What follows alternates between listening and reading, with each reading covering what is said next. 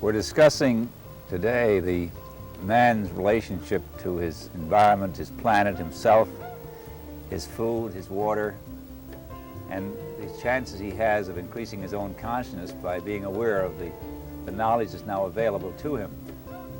We have three internationally famous guests. We have Dr. Kelly from Kelly Foundation in Dallas, Texas, where during the last decade he's dedicated his life to research, cancer research, nutrition. He has 5,000 cases to verify the authenticity of his findings of cancer research that has actually created recoveries from cancer through not the use of drugs, but through nutrition and through his findings, which are available in his book. We have Kareem Zebroff, who's a yogi teacher who has an international show from coast to coast and who has an author of a number of books and who's seen throughout Germany. And we have Swami Shyam from the Himalayas and from Shanagar, India, who's an author of many books, who's a teacher, a master, and who's come from India to be with us on this special program. We're discussing man's health and that with a healthy body, what do we do with our lives, assuming we have a healthy body? How do we, once we're healthy, start to increase the awareness that can bring us in our life a fuller meaning? And in that sense, Swamiji, assuming we're all healthy and those listening and hearing us, what now can the individual do to increase the awareness, which is not even aware that there's a new level to go to? The main problem before a healthy person will be how to find time from his work, in which he is expected to devote at least 8 to 9 hours a day constantly in the office, in the field, in the farm, or in the shop. And in the morning and in the evening, he has to be busy with the preparation for that job or with his wife and children. So he is left with no time. A healthy body is left practically all over the world, say, left with no time. So he has to find out time first. I think how he will be able to find time will depend on his means. So if we take this thing into consideration that all are healthy, then we have to find out that healthy people are struggling hard and working for a destination which they hold in their mind. That is happiness and finding the truth which is resting within and without. And they, even if they have not been informed, but they know that they are going somewhere. When a child grows, or even when he's a child, he asks his mom, "Mom, where from I am coming?" She, thinking that this child will never know, answers to him that you are coming from hospital, or you are born in certain hospital. She is telling lie to the child, or she cannot say anything. Sometimes she says, you are coming from God, from heaven. The little child does not know from heaven, from God. So he asks, what is God, what is heaven? So she raises a finger that is heaven and there is a God. Now again he has been made ignorant and he does not know. So he is imagining what is going to happen to him and from where we are coming. Now another question comes before him like Buddha. He was very alert and intelligent boy born on that high level. His father dubbed him in a kind of palace, not letting him go out so that he can see miseries and the troubles of the world. So man, when he suffers, every man, even if he is healthy, is suffering from torments and some kinds of old age even, that is also infirm. Healthy body may be healthy, but in old age he becomes weak and man thinks that where he is going.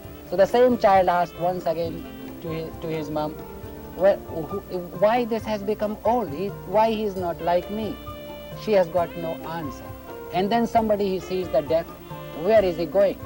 So in man's life, in healthy man's life, there is a very great query within that from where he is coming and why he is staying over here even though all the sickness is going on, all the troubles and down and depressions is going on, and mental turmoils is going on, and then why injustice is there, why murders are there, why this unhappiness all around is there, and ultimately why he dies premature.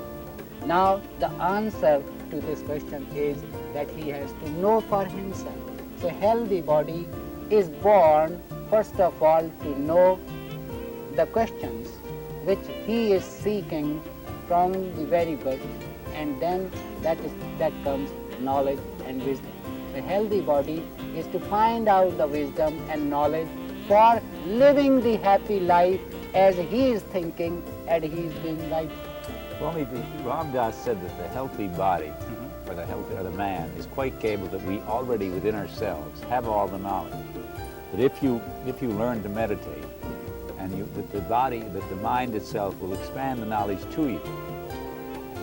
In other words, after we learn to read and write, that we have the knowledge within ourselves. You said in the previous program that we could reconfirm through meditation, fluoridation, whether it's good or bad. Well, Ram Dass, the American who went to India and took the name Ram Dass, and came back and has been preaching the awareness techniques of meditation as well, simply says that we have the knowledge, that if we can unlock the inner mind, we can get the knowledge. Does that follow your teachings? Yeah, I think he's not wrong in any way, because we are born of knowledge. Consciousness is knowledge.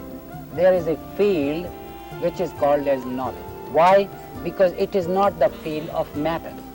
We see a thing, the object, with the subject which is also a thing like a body. Now this subject sees a thing and experiences something, and whatever he experiences he retains, to that he calls knowledge. And this knowledge is already there within a man. Otherwise, with what he sees the object. So field of knowledge which is unseen, unobvious, and hidden from the eyes of the man, he cannot understand. But it is always there because we are born of that knowledge. But we have forgotten. So how to unfold that will be through questioning. Whenever we become doubtful, we question, we doubt, we ask. If I do not know, then we ask our elders, because knowledge has come down on earth by tradition. It appeared from God's side, and in one of the nervous system, it revealed to him, and then it is spread. So in every age, men are born who hold the knowledge, thus this tradition is going on. But it doesn't spread so fast, therefore there are few persons, but it is resting within the man, and he can unfold if he makes research and gets to that from where the experience is coming, thought is coming. Speech is the words, and words you listen, through words you attain the knowledge. And then we have never pinpointed what is a speech. Somebody did, and they say it is the thought.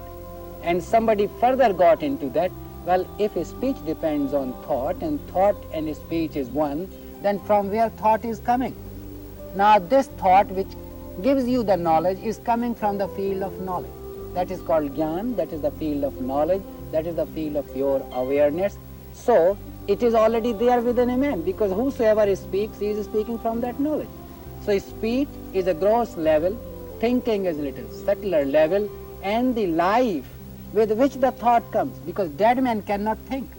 It means it is coming from that field of knowledge which is immortal, which is life, and that is already there with everyone. And when you peep within and look within, make research, find time, it unfolds by itself as a thought appears.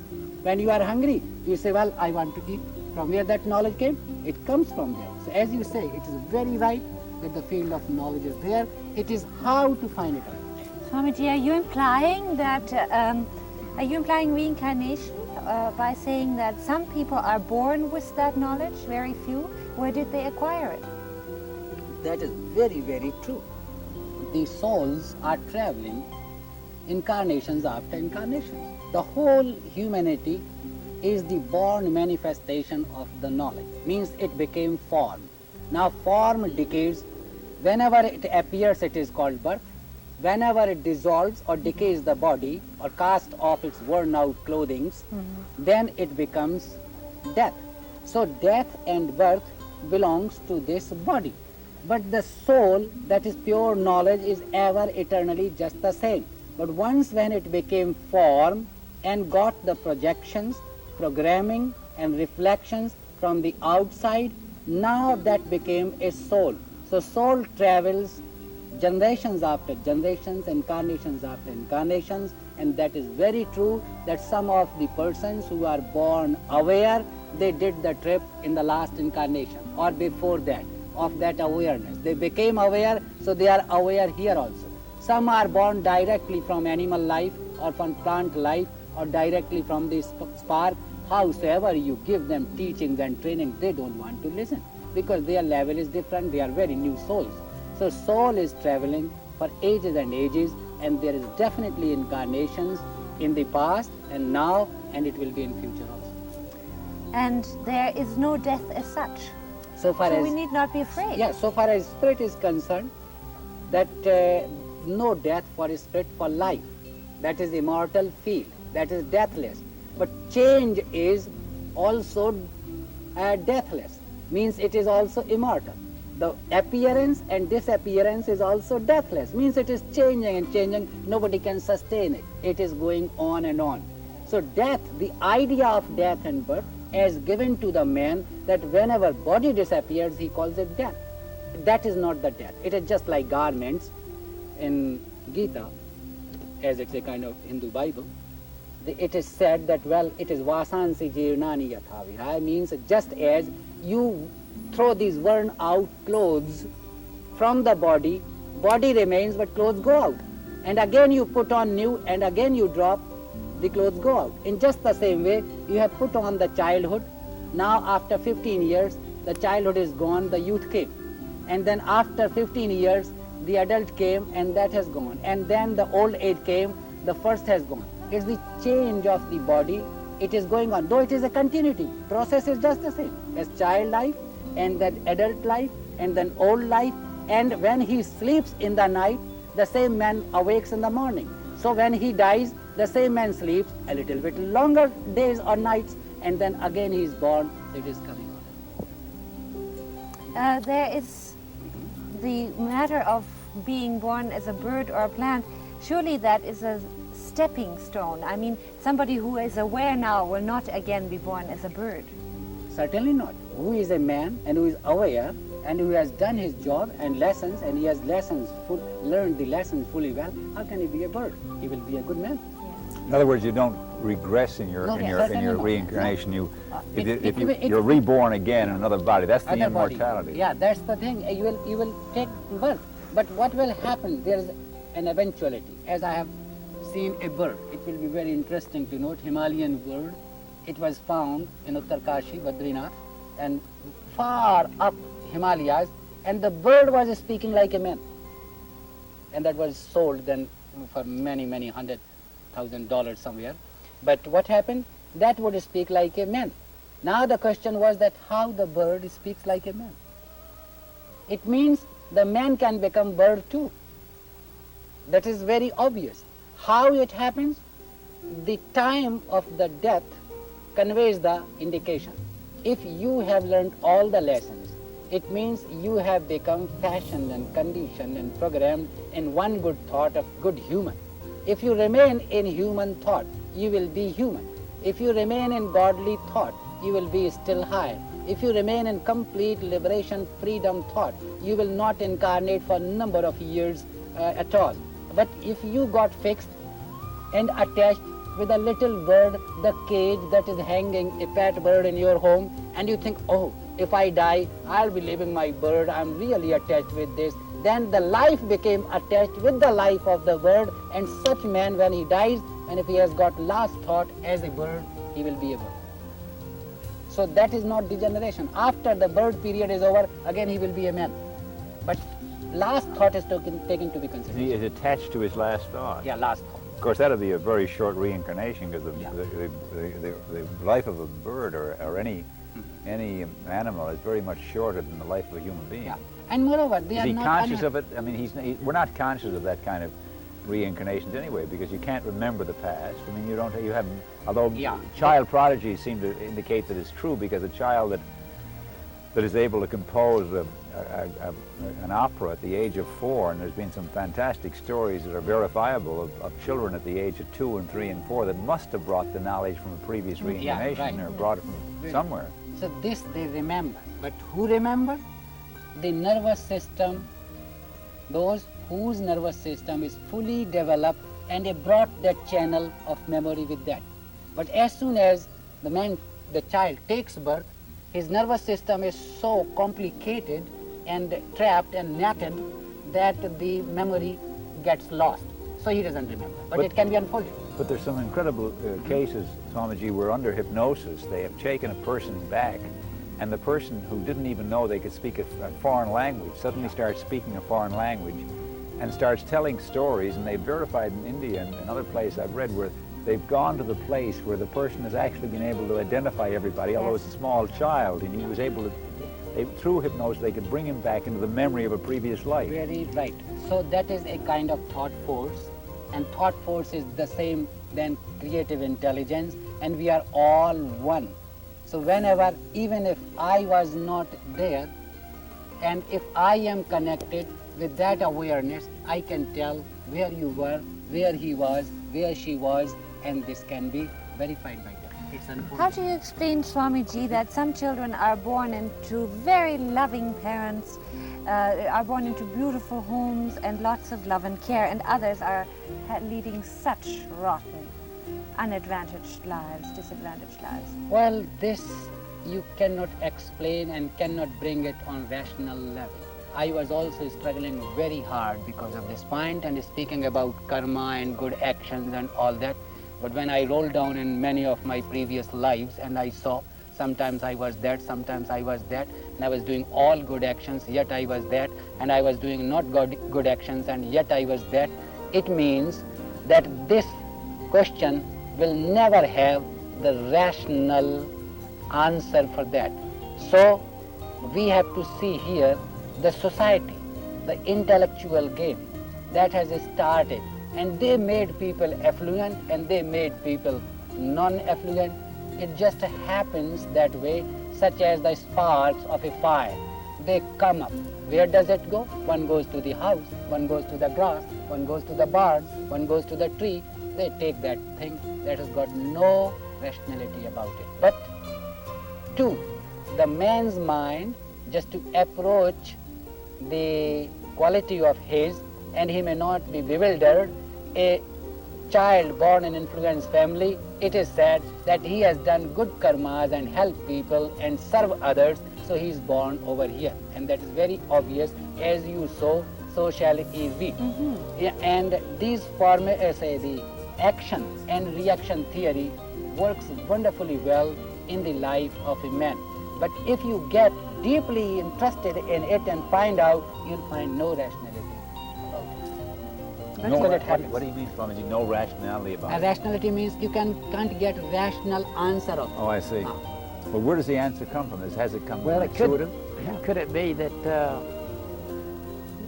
that for my growth and development that I need this bad experience, or I need Yeah. to be brought up in a home of It's your karma. divorced, and it doesn't necessarily have to mean that I've done something bad in a past lifetime, but in order for me to understand, why did I have cancer? So this is a kind of evolution, you know. Yeah, It is it's an evolution is evolution. going on. Yeah. And the creative intelligence, the Godhead, is responsible, we can say, for all this with what tool he wants to get what work done. Yes. And this becomes evolution. So what we stay on, that the child has taken birth over there for his evolution. That child has taken birth in a rotten family for his evolution from that level. But consciously taken birth or placed Yes. there without his, I mean, nobody would surely would sort of seek out a bad birth or a bad location for a new birth. Yes. I mean, is he just placed in it because of his previous No, life's no, experience, no, or? No, Jeff. There is nothing as such which is bad or good. A child is It's born on experience. earth. That child is born on earth. If you take the child who is born in a very affluent family and take it and put it to a tortured and in a very rotten family atmosphere, he will develop all those habits which that man, the family has got, and that child which is born in a rotten family, bring it to the affluent family, he will start developing that, you know. So it is not that he will choose, he has chosen bad and good. He just appeared as a human being. But we who are conditioned in looking towards that, that is bad because he has got no money, that's bad because he is a cobbler, so it has become like that. Otherwise there is no good, no bad, it's just almighty, one slave. Well, the word karma is heard an awful lot lately. Can you explain it to us, please? Yeah, very, very good. Karma, they say work, that is not karma. Karma, they say action, that is not karma.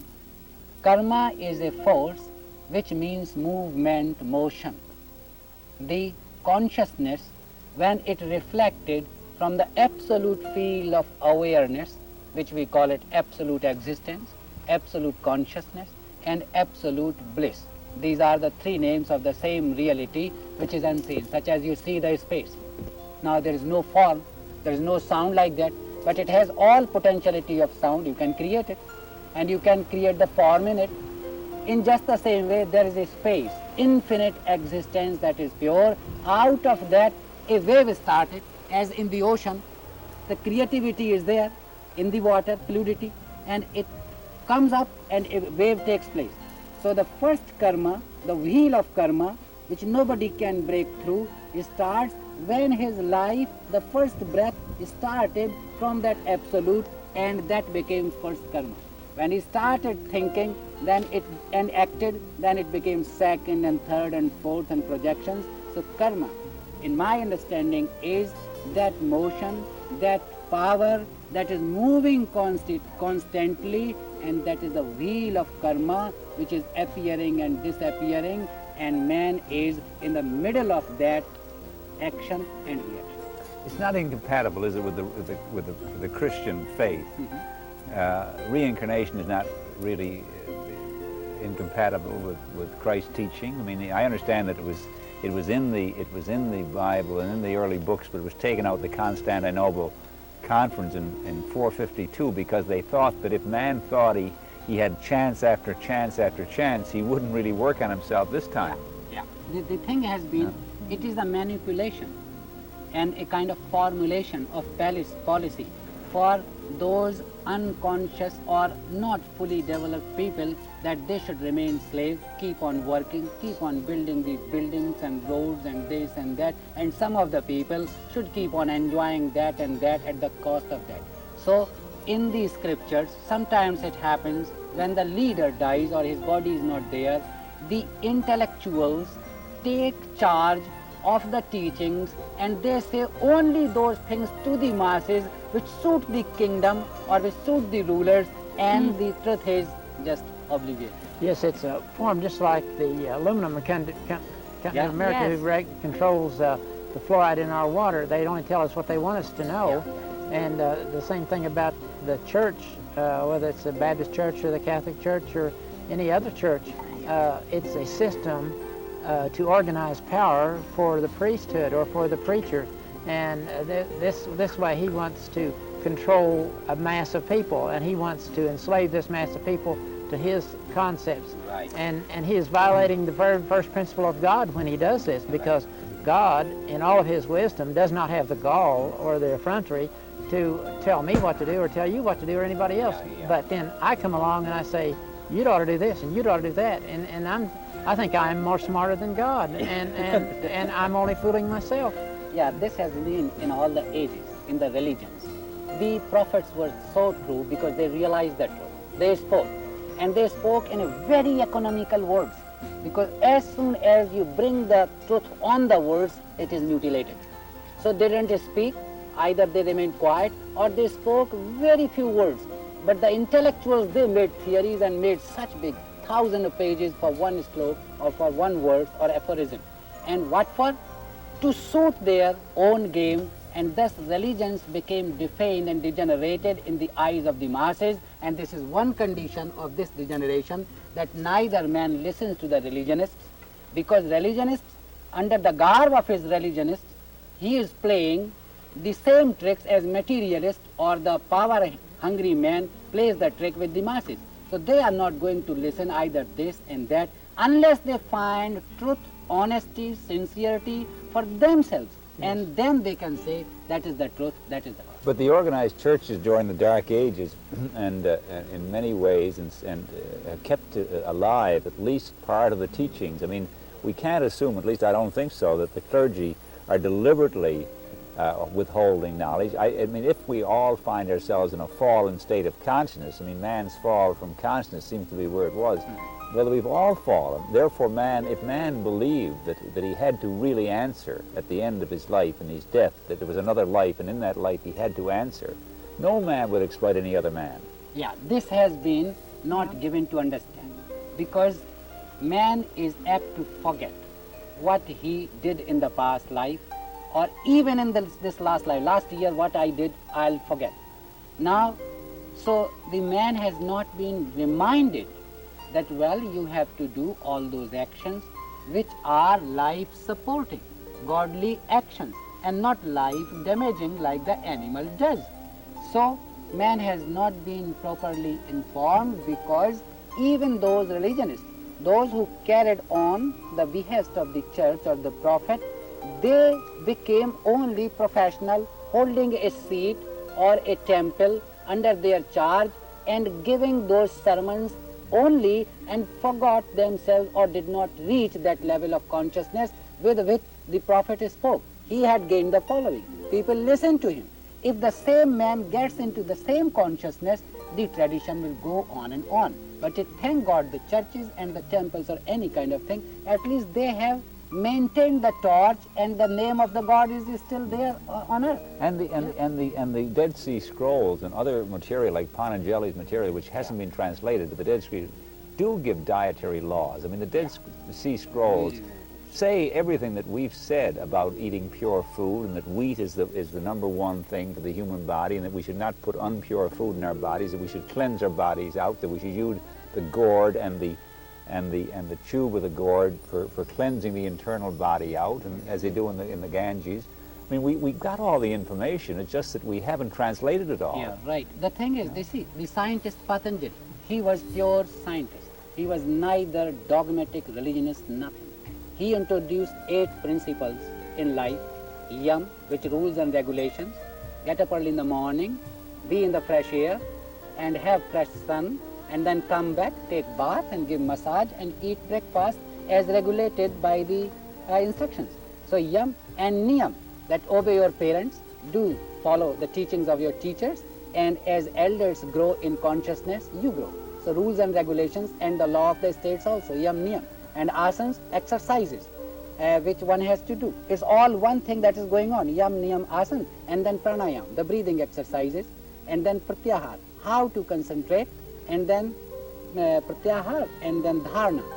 Be with that concentration at one pointed, and then dhyan, the meditation. Be for longer period with the same object which you have in your aim or in your mind. And then comes samadhi, the total state of awareness for which you are born. He says that if you have not obeyed these 8 laws or principles in your life as a child, you are not major. The child would be declared in majority state. We say 18 years child and he become major. You've not matured. Yeah, matured. If you have not performed all these 8 principles. Which is basically the which same. Is basically the same. The Eightfold Path of Buddha. Eightfold Path of Buddha. And that becomes the real.